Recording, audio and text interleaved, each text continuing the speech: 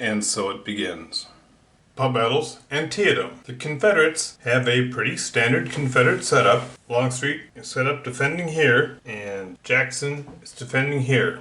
Stuart's cavalry is back here, waiting to respond to anything that happens. The entire Confederate command is enjoying coffee this morning in Sharpsburg. Across the Antietam Creek, you have the Federal Army arrayed. Burnside's 4 divisions are here, and they're going to be opening up the attack today. Here we have Hooker's 1st Corps with a detachment. So were I playing 2 people, you wouldn't know if this was Burnside or this was Burnside, or this was Burnside. I have 2 baggage trains here, and this is Mansfield's Corps here. The 2 baggage trains are so that if I suffer casualties early, I can deploy a bag early, and then later on when I push, I'm hoping I push the Confederates further and I need another baggage train, I'll have another one here that I can bring up. There's only 1 baggage train down here, and this is mostly a demonstration. Until land is gained in the north, ground is gained in the north, there won't be anyone coming across the middle bridge. Hopefully by that time, Franklin's 6th Corps will be on to supplement Fitz-John Porter, the Lion of Antietam, his 5th Corps. Down here is Sumner's 2nd Corps, along with some artillery. Let's begin.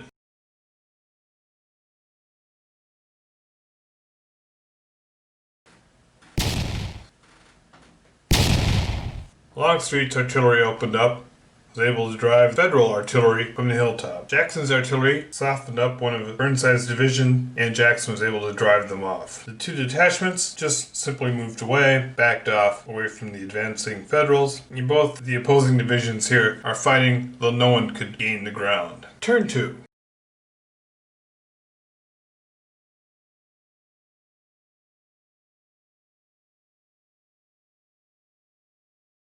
Now turn 2 saw the artillery clear the Confederates off the hill, so Sumner charged in. But maybe a little too soon, a little too much enthusiasm, and the South has responded effectively. We'll see how that turns out. In the center, the artillery opened up and has damaged some of Mansfield's division here. Here, however, Jackson has become surrounded and is likely going to go down. Here there was a lot of hot fighting, but nothing that amounted to anything in the end. I decided that Porter was going to follow his orders and not attack sooner than necessary. Though now McClellan is telling him to attack, so maybe next turn he will. Let's resolve this combat. This is elite troops on green troops. Green troops accomplished nothing. Let me straighten the map out here. That was the very definition of a desperate battle. And now Sumner's Corps is basically gone. Jackson is given 3 wounds, which normally would do no more than force an elite unit to retreat. But he cannot retreat. He is eliminated. That is harsh. He does 1. End of turn 2. Let's begin turn 3. And on turn 3, Franklin shows up. We'll add his chit to the cup. Let's begin.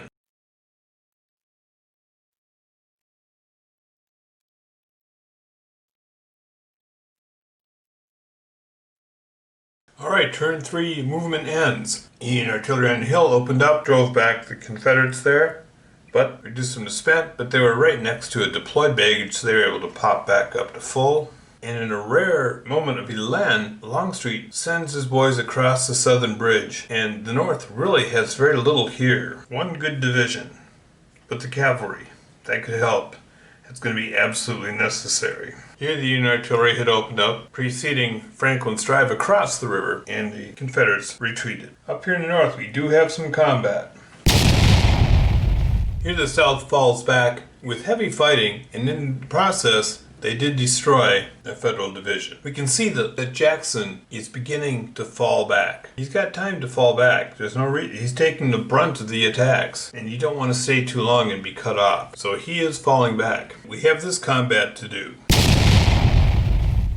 In desperate fighting, Hood's Texans are completely eliminated, and French falls back with a fighting retreat. He'll fight D. Jones next turn when the cavalry can come to his aid. Now it's turn 4.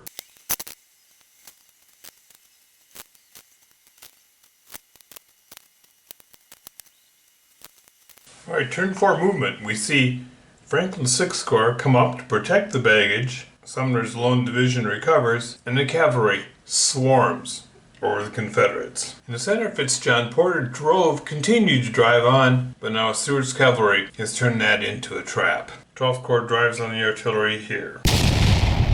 Jones precipitously retreats back across the Antietam. Here, John Porter's troops are a force that cannot be stopped as they take out all of the Confederates attacking them. I often joke when I call John Porter the Lion of Antietam, but this time he's done some amazing stuff. Here the cavalry falls back, unable to inflict any damage. And there we have it. You know, for a moment, it looked like the South was going to gain an edge here and maybe get to the baggage train. That's all over. This is all falling apart now. And now up here in the north, Burnside's troops had to fall back to come within range of the baggage train. And the artillery's been keeping Hooker's corps in sad repair. Let's see if turn 5 does anything different. Turn 5, we'll see A.P. Hill's elite corps. Here we go. A.P. Hill's elite corps coming on.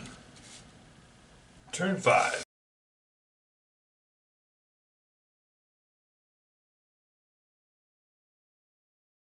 Alright, the line of Antietam does not give up. You see, he's contacted the baggage. John Porter has won Antietam once again for the north. Well, probably because the baggage had been contacted in the movement phase, the unpacked baggage. So at this point, the Southern Army is broke. And that will be a huge points multiplier at the end of the turn here. Turn 5. Note that technically I could have moved, rather than coming out of march order behind the bags, I could have moved ahead of them in stated march order, and I may have ultimately sacrificed A.P. Hill. I didn't want to do that. I didn't see, again, I'm playing as though I'm playing kind of speed chess version of this. I'm not spending a lot of time looking over and perfectly positioning all of my units. It's as though they had orders and they're just following the general guidelines of the orders. And this is the sort of thing that happens. Alright, 2 spent Confederate divisions facing 2 fresh cavalry divisions. John Porter's corps being counterattacked. In their enthusiasm, they cannot be stopped. The South affects them not at all, no damage done, and they in turn do 3 damage. So essentially, they drove off the attackers. The bugle's been sounded, the battle's over. The South is retreating. Turn 5. So with the multiplier for being broken, it's 13 points worth of Federal and 60 points worth of Confederates. Because notice that the Dragoons and these 2 corps are elites, and the artillery is worth a lot of points. Over here on the Union side, they have 3 green units that were destroyed and 1 regular cav. Major victory on the north side. All credit to the line of Antietam, John Porter.